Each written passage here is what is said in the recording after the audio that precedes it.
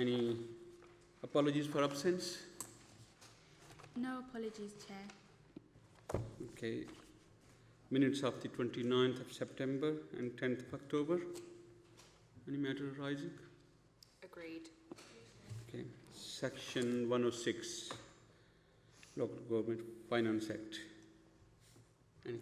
None, Chair. No. Okay. Disclosure of interest.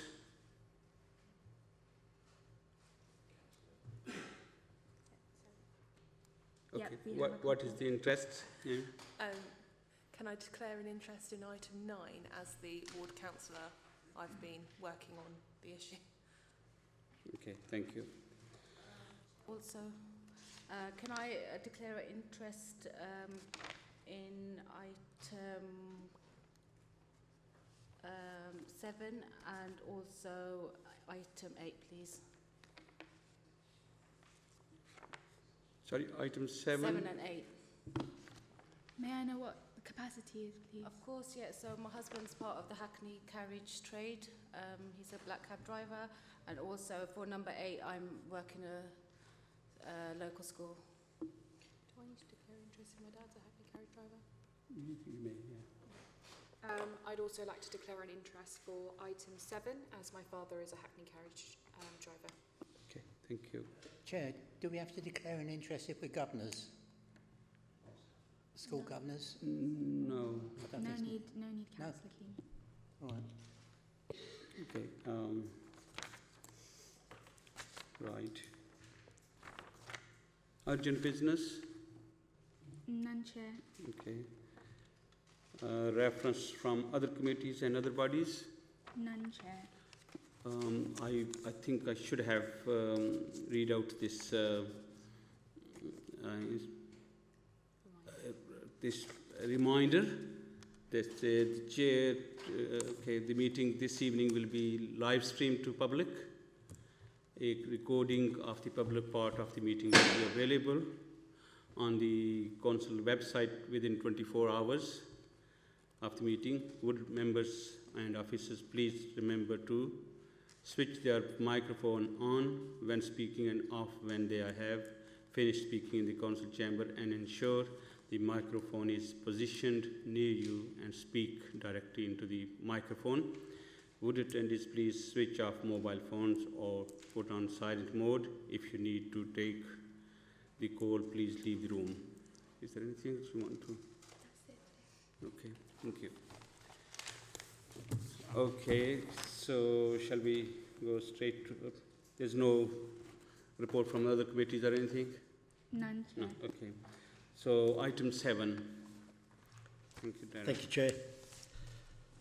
So, due to the exceptional financial pressures and additional costs the Council is exposed to this year, the unprecedented step has been taken to review our scale of charges mid-year. Not all fees and charges have been reviewed, as outlined in paragraph 8 of the report. So this report presents the outcome of the mid-year review for those fees and charges that fall under this committee and have been reviewed.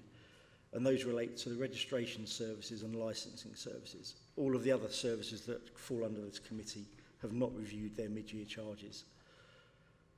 So paragraph 14 on page 15 of your papers identifies that the proposed increases are estimated to generate an extra 30,000 in income this year. And Appendix A on page 18 shows that 20,000 of that relates to licensing and 10,000 to registration services.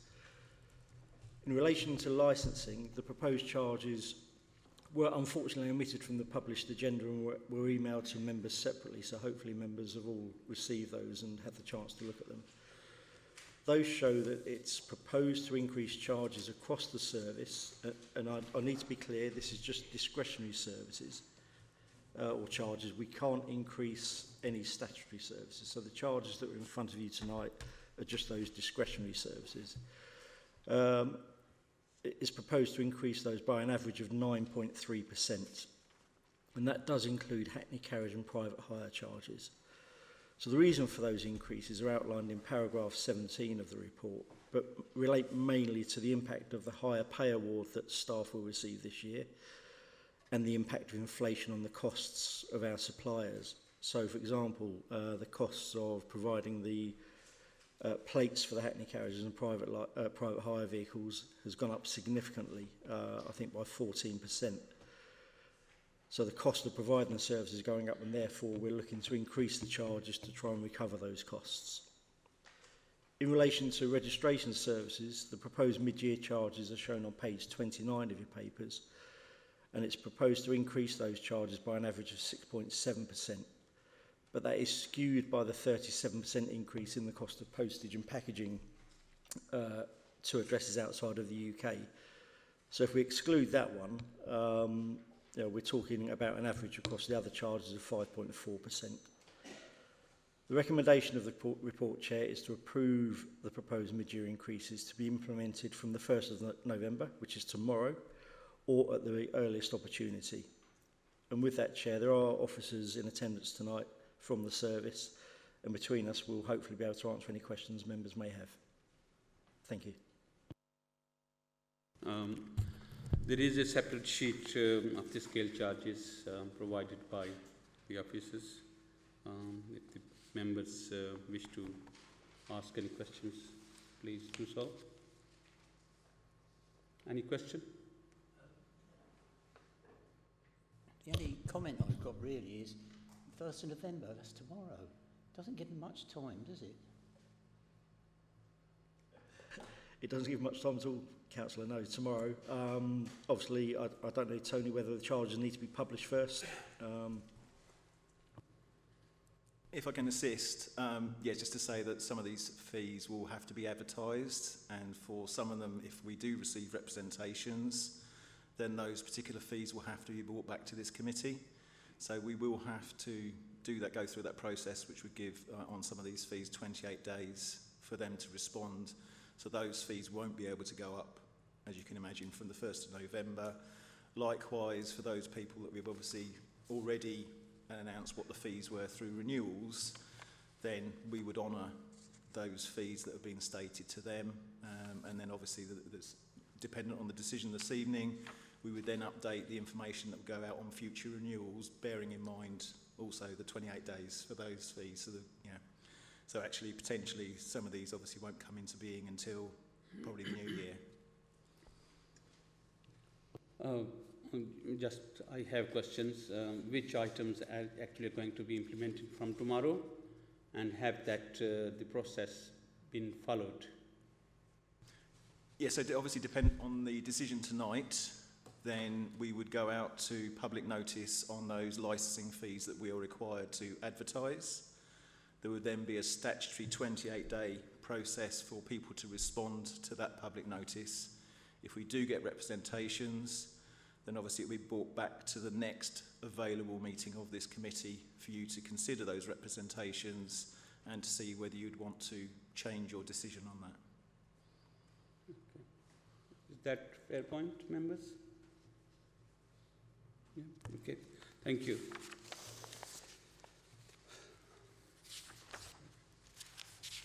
Any other comment or anything? So, do we agree with the report? Yeah? Okay, thank you.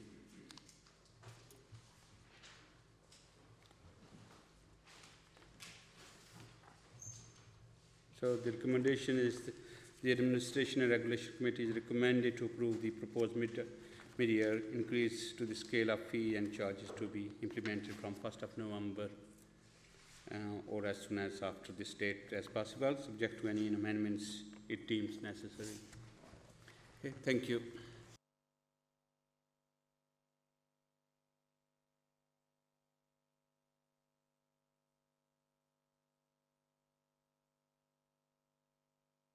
Ms. Modern Policy. With reference to the report and accompanying documents you've received, I will set out the particular points to highlight. As set out in the report, my recommendation to the committee is to commend the Schools and Centrally Employed Teachers Pay Policy 2022 to the governing bodies of schools with delegated budgets and centrally employed teaching staff. The policy is amended each year to reflect the changes to teachers' pay as set out in the School Teachers' Pay and Conditions document. The School Teachers' Pay and Conditions document sets out the framework for teachers' pay in England.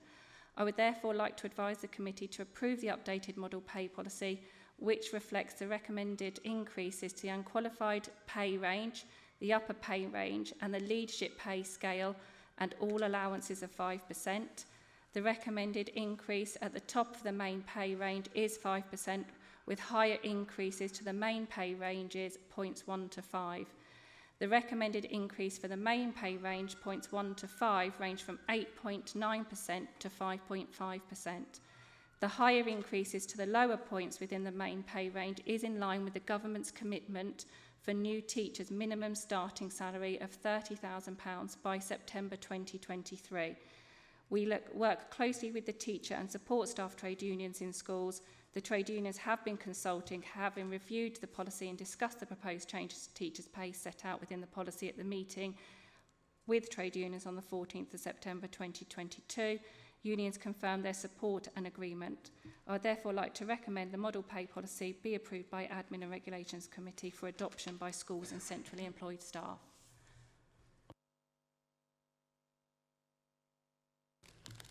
Any question? Question, Chair. Yeah.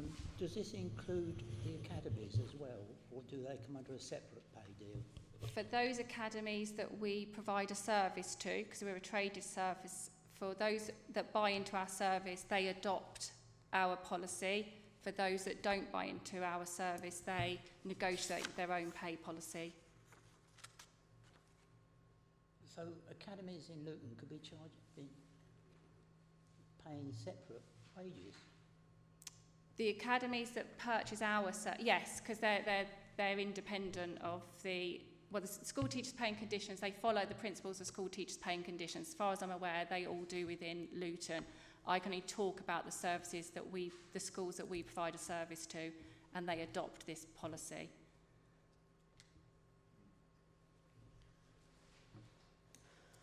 Okay. Yeah, Councillor. No, they're getting 5%. Are teachers liable to go on strike for more money than that? I can't comment. It's up for negotiation at the moment with teacher unions with regards to disputes over the pay award. Right, I just wanted clarification that might be a possibility. Thank you. I think that might be a possibility, yes, that might be a possibility. Thank you. If no comments, do we agree with the recommendations, paragraph 2? Yes. Yeah? Thank you. Okay, the next item is number 9.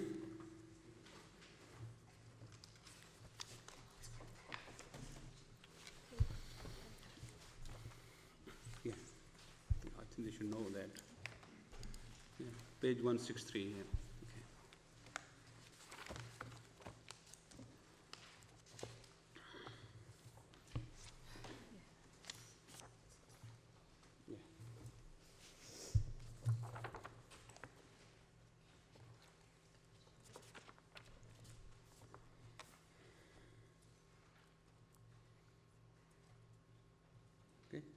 Thank you, Chair. Committee is recommended to authorise legal services to add the footpath between 41 Stanmore Crescent and 37 Icknield Road, as shown in Appendix A, Figure 1 of the report issued to yourselves, to the Council's Rights of Way definitive mapping statement. I'm going to go into a bit of detail around the background around the issue. So the Council received a complaint from a member of the public via Councillor Roach in September 2021, following an objection of a sign that was erected by the owner of 41 Stanmore Crescent. The sign stated that the footpath that leads from 41 Stanmore Crescent to 37 Icknield Road was private and not a public right-of-way.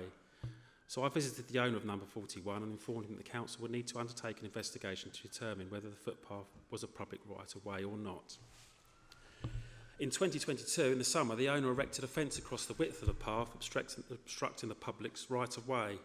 He said that he had been experienced issues of antisocial behaviour in the form of alleged drug taking, dog fouling, graffiti and vandalism, and wanted to take steps to prevent such issues in the future. The council subsequently received several more complaints stating that it should be a public right-of-way and the fence was blocking their access. The status of the footpath was uncertain and forms part of what is called the excluded area on the rights-of-way definitive map and is not listed currently on that map as a right-of-way. Details about the excluded area and the council's legal duties around the definitive map and statement can be found on page 2 of the report. A survey was conducted of all footpaths, including the paths in the excluded area in 2019, and this path was included as a recommendation to include on the next amendment of the council's definitive map, see Appendix A, Figure 3 of the report for illustration. Back in 2009, a public inquiry carried out by DEFRA concluded that a similar footpath that runs from 23 Stanmore Crescent and 52 Limbury Road was not a public right-of-way. See Appendix A, Figure 5 for the location. They came to this conclusion citing a lack of evidence that the path was well used by the public other than those residing in Stanmore Crescent who had their own private right to use the path, and which we'll discuss in a bit later. So the council has a duty under section 53 of the Countryside and Wildlife Act to keep the definitive map and statement under continuous review and make modifications which include discovery of evidence which on the balance of probability shows that a right-of-way was not shown on the map.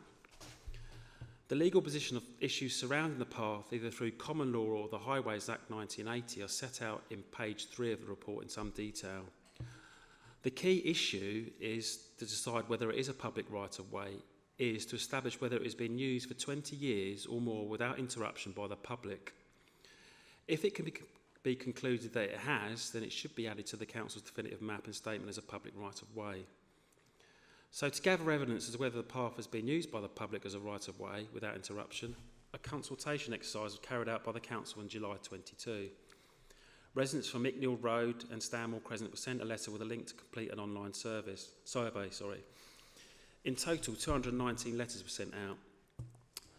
From the results of the consultation, there is some evidence from testimony to suggest that the public have been using the path as a right for more than 20 uninterrupted years. Out of the 66 responses received, 40 stated they had used the footpath for more than 20 uninterrupted years. But out of those 40 responses that stated they had used the path for 20 years or more, 22 reside in Stanmore Crescent.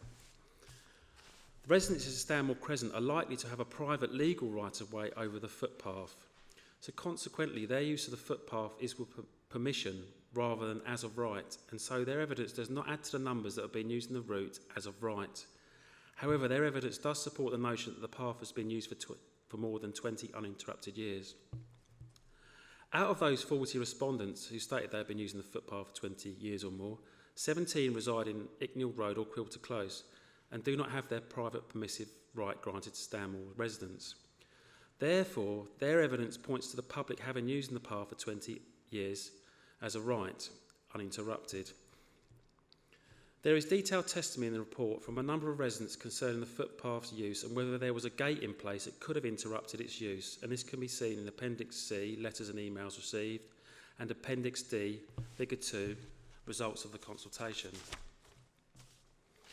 There is evidence relating to a gate being in place within the last 20 years, but it clearly conflicts with other evidence received that state there was no gate in place during the 20 years. On balance, after examining the evidence, it is the officer's opinion that it cannot be determined that a gate has interrupted the use of the public to use a path as a right for over 20 years or more. There is some testimony that a gate may have been erected, but there are contradictions and conflicting statements surrounding the gate, especially a date was in place during the 20-year period, as well as photos which seem to disprove the position adopted by some. There have been emails received from residents of Stanmore Crescent and Icknield Road who have experienced antisocial behaviour, and there's no doubting there has been some antisocial behaviour from people using the footpath. However, this report is examining whether the path should be added to the council's definitive map and statement as a public right-of-way. The council does indeed have duties to do all it can to eliminate crime and disorder. However, antisocial behaviour of this kind may potentially be dealt with pursuant to separate legislation and is not in itself relevant to the test set out above in order to determine whether the footpath exists by the way of presumed dedication. So to conclude, as stated previously, in 2009, an inquiry concluded that the path leading from 23 Stanmore Crescent to 52 Limbury Road was not a public right-of-way, as there was little evidence that it was used from the public. It is the officer's opinion, however, that this is not the case for this footpath, as there is demonstrable use from residents in Icknield Road and Quilter Close, with testimony from 17 residents that they use the footpath as a right and without interruption or restriction for 20 years or more. There is conflicted evidence around a gate, which has been summarised in the report. However, in your officer's opinion, on the balance of probabilities, it is considered that the public has enjoyed uninterrupted, as of right way, over the path for 20 years or more, before the sign was erected in September 2021, and therefore the footpath is a public right-of-way as defined in Section 31 of the Highways Act 1980. Committee approval is sought to formally add the path to the definitive map and statement. We will be required to place notices of the order to be served on the interests in the land, post on the route and advertised in the local newspaper. If no objections are received, the order will be confirmed and a new definitive map and statement will be included on the footpath. However, if objections are made to the council, council will forward this order to the Secretary of State for Environment, Food and Rural Affairs, who will determine whether it should be confirmed or not. The council and other parties will be able to make representations to the Secretary of State to assist it in making a decision. Thanks. Thank you. I just actually ask the ward councillor if he wants to make representation. Thank you, Chair, for allowing me to speak. I'm just here to speak in support of the officer's recommendation. Both myself and Councillor Nichols have been working with the residents and the officers now, as you can see, for quite a long time on this issue, and it doesn't appear to be much evidence about there was a gate there, but loads of evidence that people have been using this as a public right-of-way. And in fact, Norton Road School also say they use that. Parents from Norton Road School say they use that as a right-of-way on access going to the school. In relation to the antisocial behaviour, it is separate. Yes, it's separate from what we're trying to deal with today. And if there is antisocial behaviour, then Ward Council have to work with the police to try and solve that, because if we start putting up gates for antisocial behaviour and all public rights away, we'll have them all over the town. So I just want to inform the committee that the ward councillors are in support of the officer's recommendations. Thank you. Just 1 second. As legal perspective.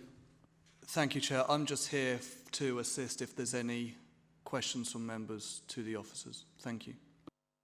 This legal position, this day, in the report, but if you wish to add anything, you can. No?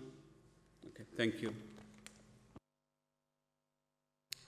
I would urge members of the committee to support the recommendation by the officers, only because I fear there may be a fear of opening floodgates of similar instances elsewhere in the town where, you know, tactics of intimidation and harassment may be used towards members of public. I have known of instances similar to this where that has been the case. And in terms of antisocial behaviour issues, again, that's a totally separate issue, which could be dealt with a different team on a different matter. Sorry, Alia, I thought you were asking a question, no. But I have a question. Is this antisocial behaviour related to as a result of this or separate issue?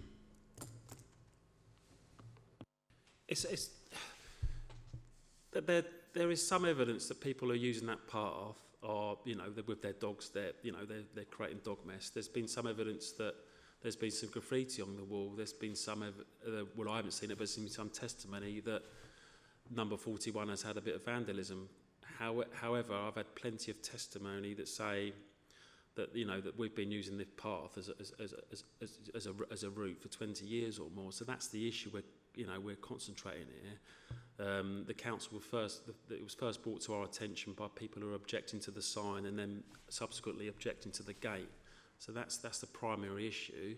The issue of antisocial behaviour, I feel, can be dealt separately. There is an issue there, definitely, but it should be. I feel it should be dealt with separately.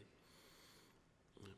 Thank you. My question is, on page 167, you see there is testimony that the route between Icknield Road and Stanmore is well used.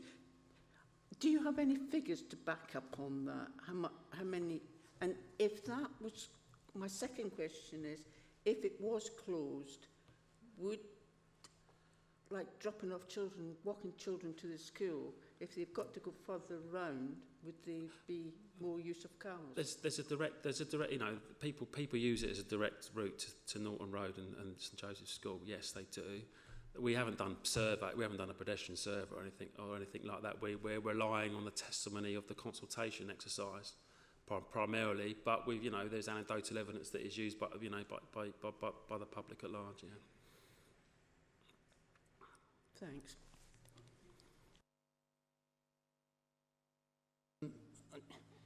Alleyways are a source of problem everywhere in this town. I've got 4 in my ward, which are just, well, that's another story. But they're still building housing estates with these stupid pathways in them. Napier Park have got 2 that I know of already, and I can see a problem with them coming up. I think this law is the most confusing law that any government's ever put forward, because it contradicts itself. Also, you tell me there's no gate. Why have we got a picture of a gate? There's a gate now because the residents. A gate now? Yeah, I did say that in the report. The resident has subsequently in 2022 erected a gate across. He's taken it on his own volition to put a gate up across the path.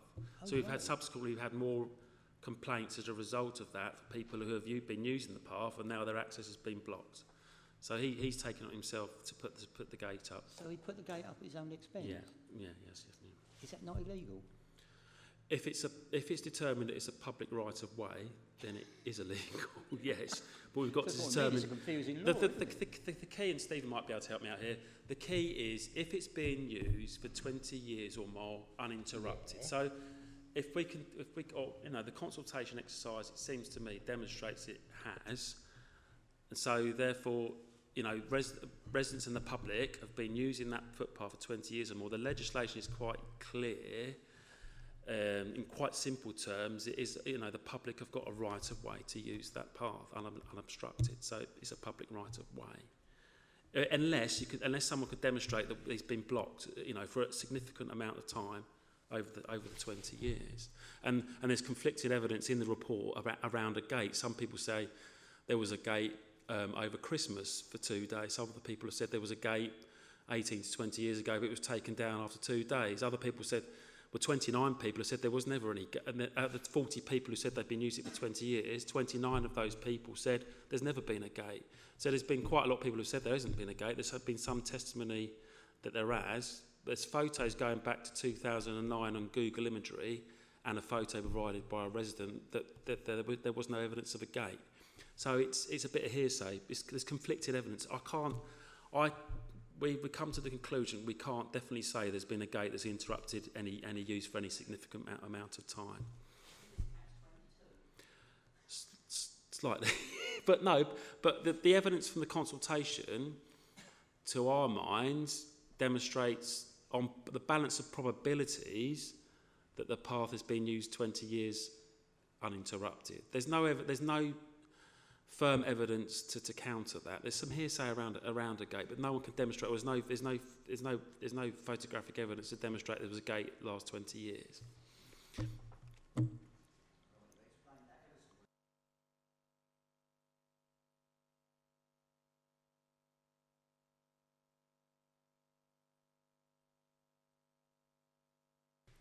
Thank you, Chair.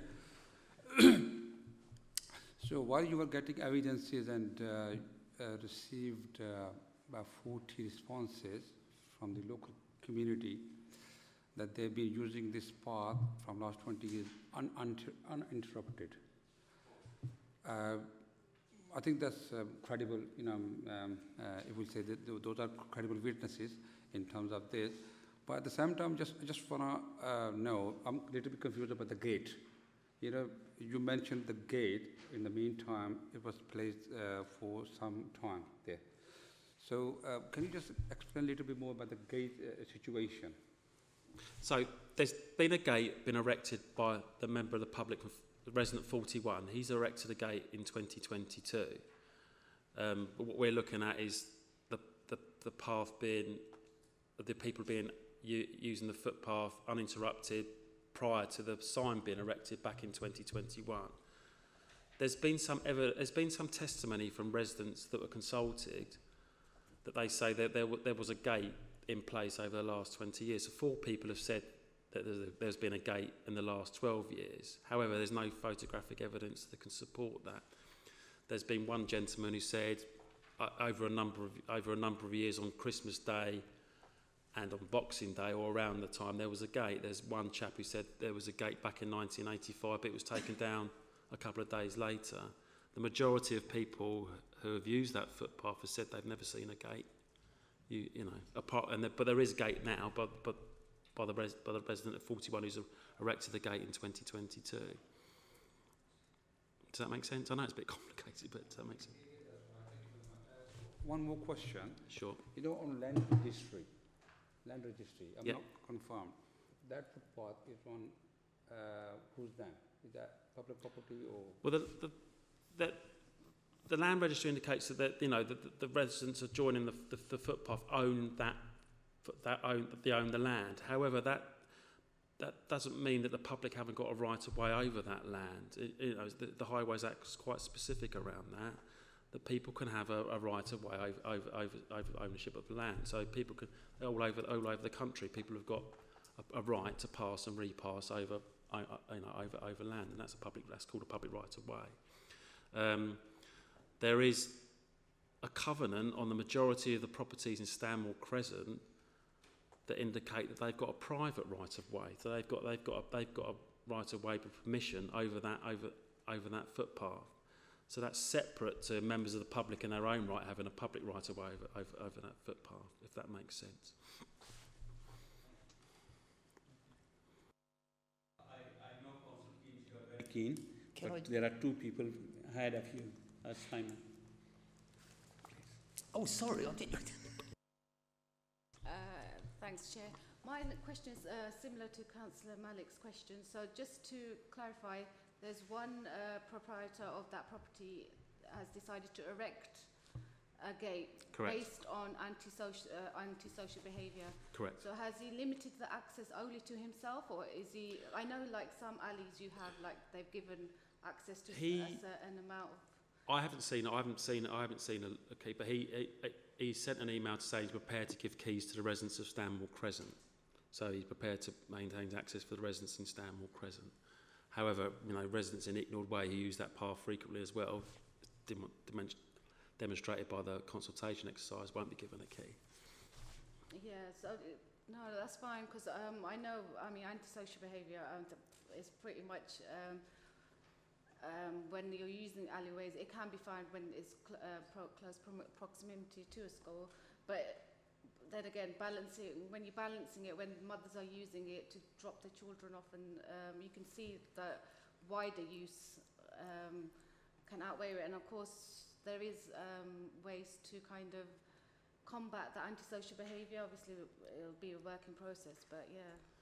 Yeah, we work with the neighbourhood enforcement team and the police to look at solutions to mitigate antisocial behaviour in the future. We will do that. Yeah, absolutely.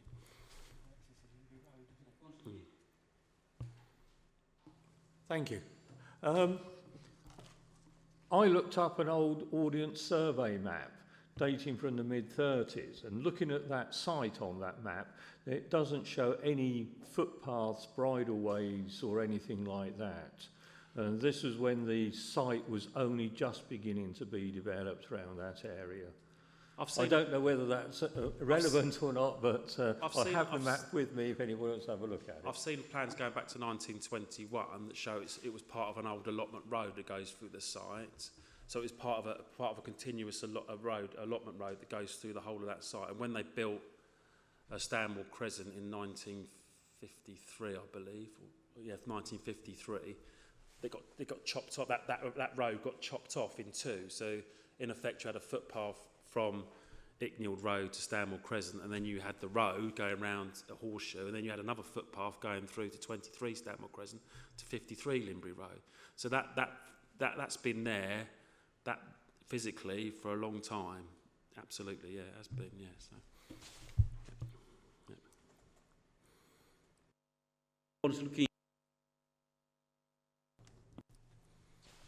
So technically, this pathway has been there for nearly 50 years.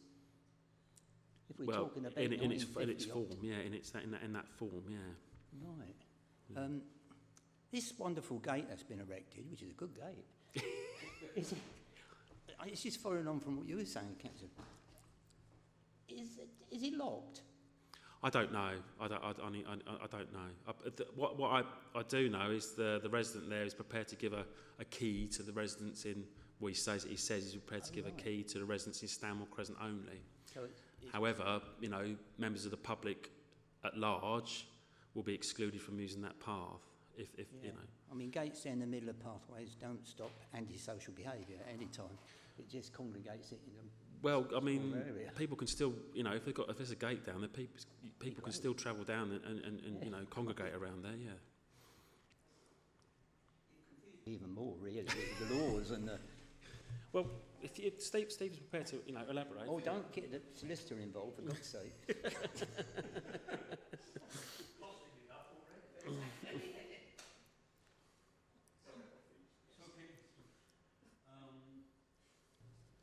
I think, Alia, you want to add something?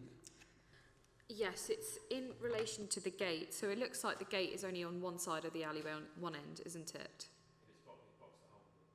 Yeah, but it doesn't justify the residents' complaint. The living at one end of the properties.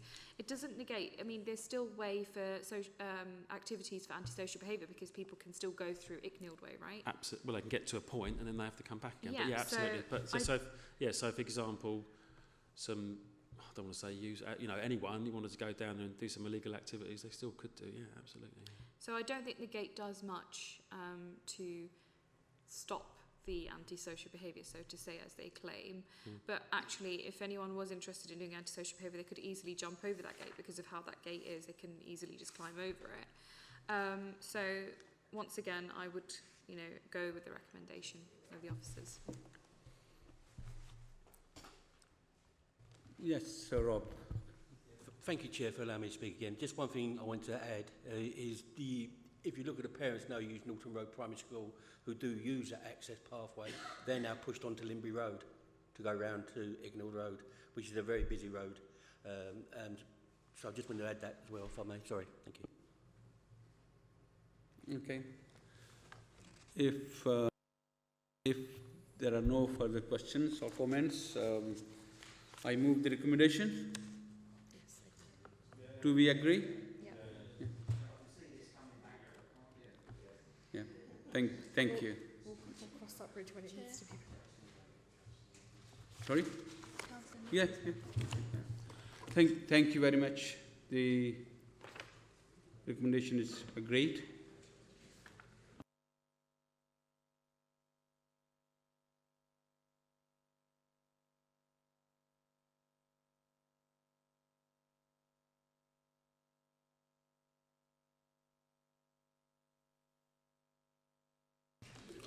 Okay.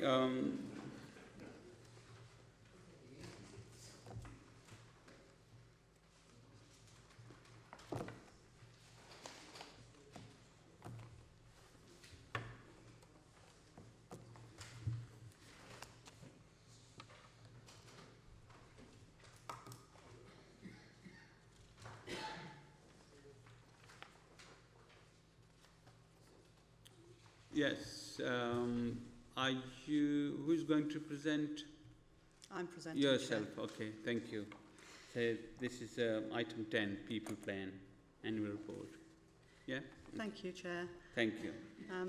So I am presenting this report to Admin and Regulation Committee as an annual update in relation to the Council's People Plan, or People Strategy, which has been our workforce and organisational development strategy since 2016. And we have brought previous annual reports to this committee. The report today is based on asking the committee to acknowledge the progress and achievements that have been achieved during 2021-22, the last 12 months, and also to note that we are in the process of developing a new people strategy that will take us forward from 2022 to 2026, which is nearing completion. The way that the report is structured is designed to summarise some of the projects and initiatives that the People Plan has been driving and is continuing to drive. And I'd just like the opportunity to mention a few highlights with the Chair's agreement.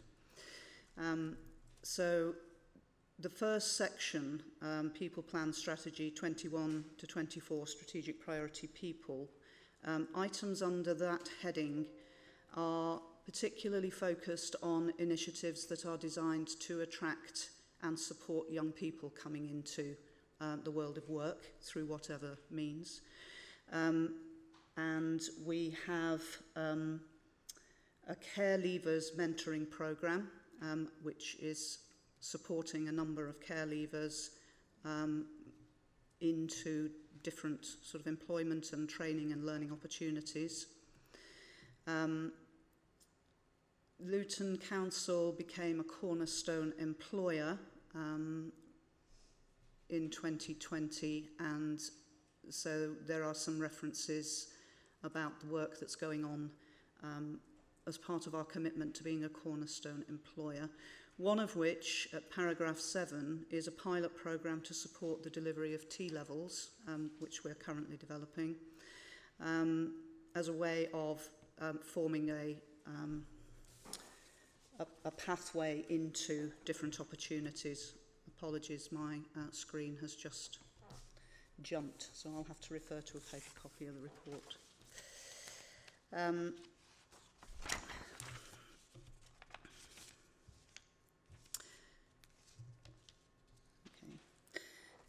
The section on apprenticeships provides some detailed information about how the Council's apprenticeship strategy is supporting a number of apprentices.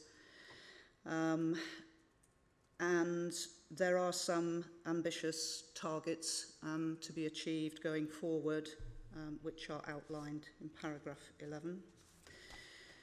The National Graduate Development Programme, which is managed by the East of England Local Government Association, this council has been supporting for a number of years, since 2016. We took the opportunity to pause on that scheme during COVID, but the corporate senior management team have agreed to resume that programme from next September. So we're in the process of preparing for that, and we've already submitted our commitment to take part in that programme. And Recruit for Potential, which was launched in December 2020 following a successful pilot within the Public Protection Service, is continuing to be used increasingly by a range of other services across the Council. It has been evident that using that approach has enabled some hard-to-recruit posts to be filled most recently.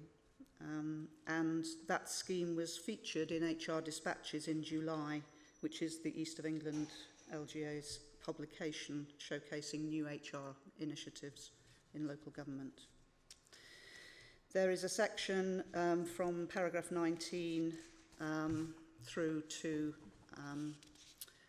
28, which focuses on the HR-related developments and initiatives, particularly concerning market supplement policy and procedure, financial purchasing, annual leave purchasing scheme, and the shared cost additional voluntary contributions initiative.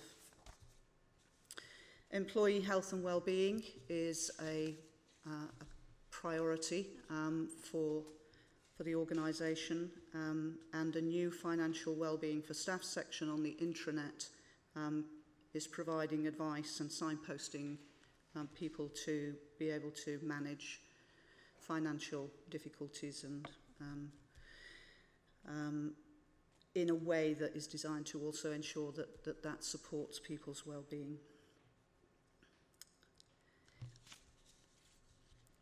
Paragraphs 29 to 31 focus on initiatives that are really dealing with data and digital design, recognising the hybrid approach and the hybrid way of working that the organisation is now managing.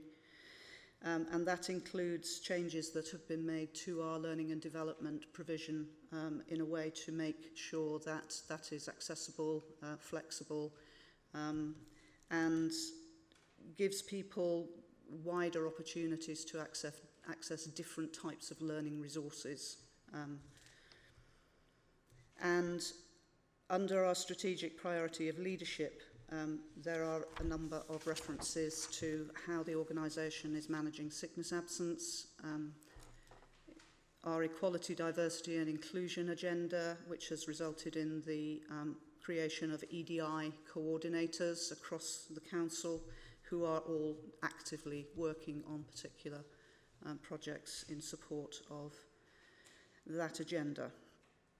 And finally, there are a number of projects which are designed to ensure that our leadership is being supported, is appropriate, and that includes maintaining Member Development Charter Plus accreditation, which this council achieved in October 2020, and we were the first council at that time to have done so in the Eastern region. We are preparing for that reaccreditation next year.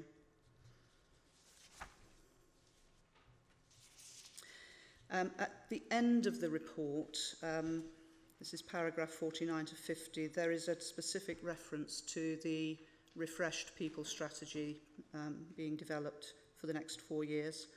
That is nearing completion. It has already been drafted in consultation with a range of managers at different levels. It will replace the appendix strategy that is attached to this report. And will incorporate some ongoing projects within the existing strategy, as well as some reflecting some new strategic objectives and work streams to support Luton 2040, our corporate plan and the Council's target operating model. Our expectation is that we will be able to bring further details of that finalised strategy back to this committee in the new year, following final amendments that will be made as a consequence of employee engagement sessions that we are planning and a full employee survey which is scheduled for November of this year. That's the essence of my presentation. I'm happy to take questions. Any questions? Yes, Gonski. 147 apprenticeships. What does this cover? Sorry, could you repeat the question? 147 apprenticeships. Right. What does it cover? It will cover a range of apprenticeship programmes at different levels. Luton Adult Learning hold the data on the range of apprenticeships that the council is able to support people through. It can be anything from business administration, level 2 apprenticeships, right the way through to a level 7 management and leadership apprenticeship. There's quite a wide range.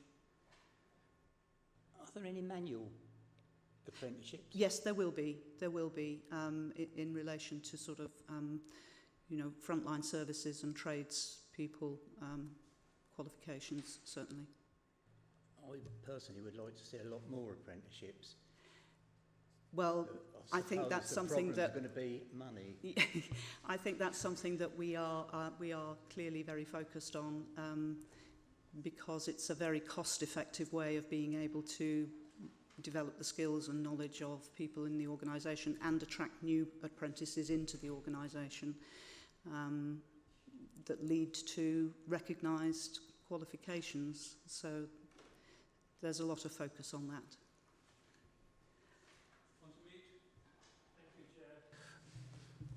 really carrying on from what Councillor Keynes was saying, when I was reading the report, I was like that bit in there where if you're recruiting for hard-to-fill posts, you're bringing in people who may not have ticked all the boxes and then bringing them on. And a lot of them go on to fulfil your expectations and go beyond that. Yeah. And that seemed a very good thing to me, as somebody who maybe didn't tick all the boxes. Thank you. Thank you.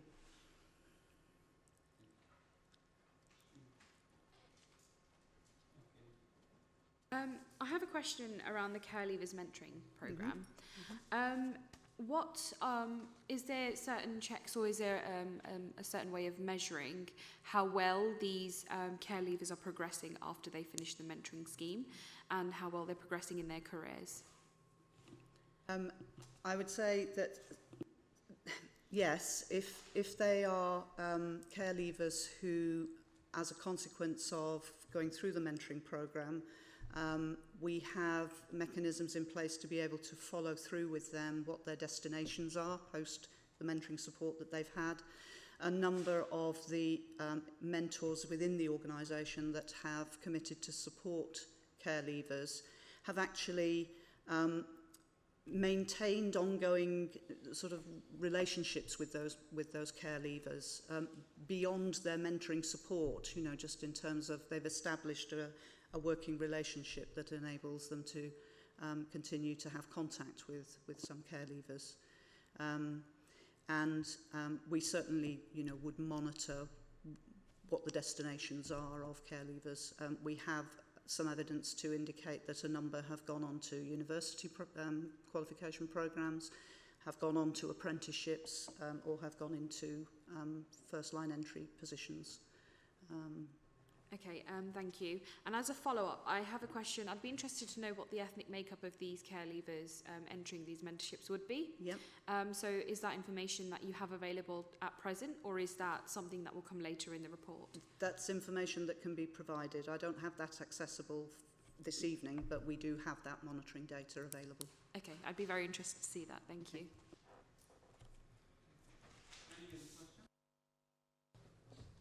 Thank you, Chair. It's really good to have this strategy in place. I'm quite impressed with our Recruit for Potential program scheme, where we are helping, you know, the people who are not fully, you know, ready for the jobs. At the same time, I'm concerned about the equality, diversity, and inclusion. Is this really being taken care of? Like we are discussing this from the last couple of years, so council-wise and everywhere.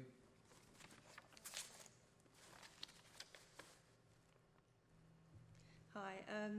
So in terms of the Recruit for Potential, this was something that we decided at Luton we needed to look at because the recruitment market is extremely tight.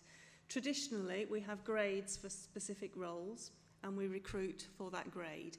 And applicants have to meet all the various parts of the specification in order to be appointed, and it's at interview. And we were finding that a number of people came to us for interview, and they could perhaps tick 8 out of the 10 boxes. And it seemed an awful waste to send those people away and not to give them a chance at all. So we developed the Recruit for Potential, which means that if a candidate doesn't or isn't able to meet the whole specification, that we can bring them in at a grade lower. And that is on the basis that within 6 months, which is the probationary period, we put in a lot of intensive training and support in order that they can do the full role after 6 months. And we found that that was really successful because you get instant buy-in from the candidate, because otherwise they would have just been sent the normal fairly short letter that says that, you know, we can't appoint you. But in order giving them that opportunity to come in at a lower level, knowing that they had to fast track to the higher grade, you know, creates a certain amount of competitiveness, I think, for some applicants. And it also met service needs. So we've continued to do that, and I think we'll do more of that in the future. So we advertise posts at 2 grades, if you like, and depending on the calibre of the applicant and how they perform at interview, will determine whether they come in at the lower level or they meet the full specification of the job.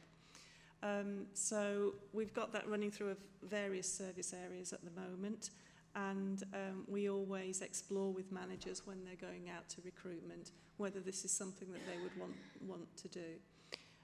For some roles it doesn't work because obviously there are certain qualifications and a certain standard of work that's required for qualified social workers, for instance. You can't bring somebody in who's not qualified to do a qualified social worker role. That's not legal. So hopefully that gives you some idea of the recruit for potential. And in terms of the EDI agenda, as you know, this council passed a number of motions over a year ago now to increase the ethnicity diversity within the workforce, and particularly at the senior management levels. So we have appointed over the last year what we're calling EDI coordinators, and we have one pretty much for each service area. So there's between 15 and 20 of those currently operating within the council. And their role is to look at issues around ethnicity within their particular service area, and also fundamentally to increase the data capture. There's a number of our workforce who still won't share with us their ethnicity, or just haven't been approached for us to record that on our database. And that's really important because we need to have a really clear view of the profile of our workforce in order to know where we've got gaps and where we should be better represented. So that work will continue. That's a very strong thread within the New People strategy, the whole EDI agenda. And it won't just be ethnicity going forward. I think we'll look at all the protected characteristics and see where we're falling short. Does that help? Thank you. Thanks, Chair. Mine question was, clarification question with regards to the financial well-being of staff section that's going to be implemented, or it has already implemented. Are you able to see how many people are accessing it, especially during this cost of living? It'd be interesting to kind of see and offer any support we can for these employees that may be struggling. I mean, that'd be interesting to know. And also with in regards to the strategic priority, new ways of working for home, is this something you'll be like a questionnaire towards the employees to see what they would prefer, or is this you're getting an idea of if more people are inclined to work from home now, or would you be persuading them more to come back to the office? I'll take the first one first. So in terms of financial well-being, we are looking particularly at that at the moment, obviously, in terms of cost of living. We've got a specific group looking at ways that the council can support our workforce through the current crisis. It's in its early stages, but we've recognised that we need to do some targeted work on that. We have the salary finance scheme, which is a way that employees can consolidate their debt into one place and pay it off via their payroll, via our payroll and their salary. There's no risk to the council. We put that in about a year ago now, possibly more. We've got 84 people currently using that. So they've recognised that their debt has got to an unmanageable stage. They needed to do something about it, and now they're paying it off regularly and steadily via deductions from their salary. So that's about 3% of our workforce. Our workforce is about 2,600-700 at the moment. So there's 84 people benefiting from that, which in one sense is sad that they have to at all, but in another sense it's good that we're able to help them. So that's where we are with that. And in terms of the new ways of working, we've had our new ways of working in place for a while now, based on if you're working a 5-day week, having 2 days in the office and 3 days working at home. And it's time to review that to see how it's working and how people are managing with that. So we're undertaking some staff engagement sessions over the next few weeks, actually, to see how that's been embedded, to see whether there's further work that we need to do in terms of IT kit, connectivity. Some people struggle to stay connected when they're working at home, and things don't always work the way that they would when they're working in the office. So we're reviewing that at the moment, and I think that's due to come back to this committee sometime in the new year, March meeting, I think. I think it's on the forward programme for March, when we should be getting to a point where we can develop formal procedures that are longer term.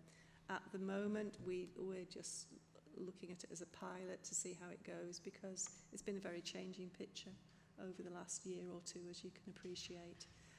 So we've taken it very steadily, and we haven't developed formalised procedures with the trade unions.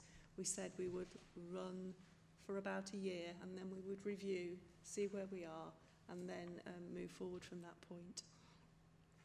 Does that help? Yeah, say that the financial well-being, you know, that is brilliant. Mental health and all that, any support that we can offer our employees is, you know, vital, especially in this, you know, circumstances some people are going to be faced with. So yes, thank you for that. You're welcome. I have one question about the data collection, about the ethnicity and disadvantaged group. Is there any, you are actually collecting those data, or you're not? Unfortunately, I don't have the figures available to refer to this evening, but I've taken the question on board about providing that information as part of the minutes. Okay, thank you. No, I was interested in having a national graduate development program. Mm-hmm. If you have any data, maybe you can circulate to the committee members. Yes. Can I just clarify the data that you would particularly like in relation to that programme? Is it no, generally ethnicity and the disadvantaged group. Yeah. Okay. Okay. Thank you. Mm-hmm.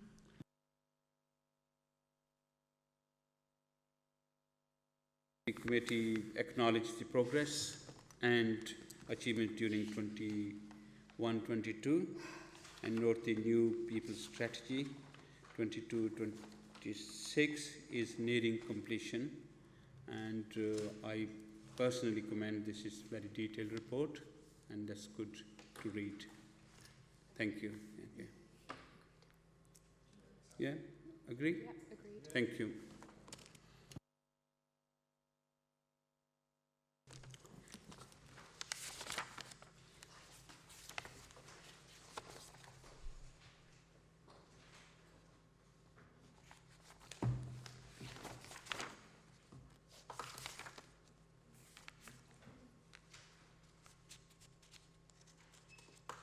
Yes, if you may start.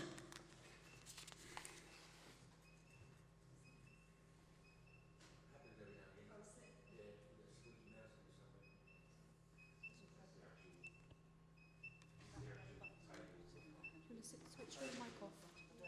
No, it's not the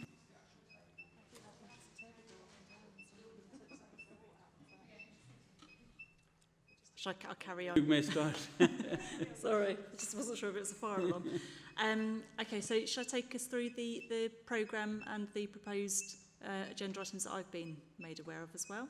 Yeah? Sure. Okay, so we've got the proposed programme here. So today we're looking at examining and identifying possible items for future meetings and noting the items listed on the work programme and noting any additional meetings that may be requested for urgent matters. So if I take you to the December meeting, we've got one agenda item at the moment, which is integrated SEND services by Abby Preston. So nothing else I don't think has come forward for December yet. But then when you move on to the new year, we start to get quite busy with the agendas.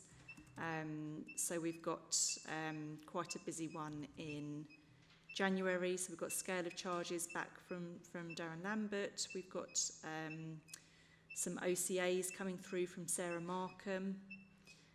And then moving into February, we've got the kind of annual set of policies that the Human Resources team report on. So we've got the pay policy, the gender pay gap, the foundation real living wage, which we should have more clarity on by then, and the ethnicity pay gap. And then moving into March, we've got the market supplements annual report and the flexible ways of working, which was the point we've just been discussing there. And then you can see right at the bottom, so on page 218, we've got some items that still need to be programmed. So I think the real living wage one has been picked up now, so that can be taken off. We know that there's a planning OCA coming through, but I think the date's just got to be worked up for that one. And there's just a couple of other ones to flag. So we've got the refreshed people strategy, which Leslie was just talking about, which we'd like to come back to this committee. So we just need to schedule that potentially for January. And there's also a piece of work underway at the moment around, so we've got the council's values, the CARES values, but we're doing a piece of work around kind of modelling behaviours around that. So we'd like something to come back to this committee on that as well. So that would probably be January time as well, I'd imagine. Either January or March, because the February agenda's really packed, isn't it? Yeah, so either January or March. So they'd be the proposed things for the programme.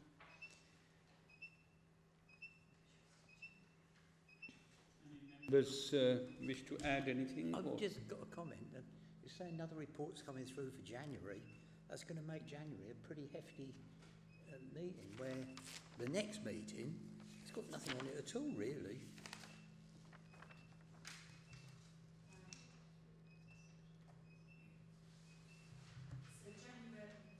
So January, I think, so you've got 3 items there, so I think there's probably room to add a couple more, actually.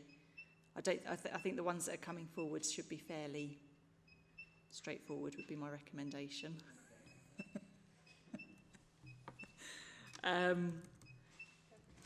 Yeah, February is quite chunky. Yeah, February is busy. Yes, yeah. You hear a lot of talking from me at February every year. Yeah.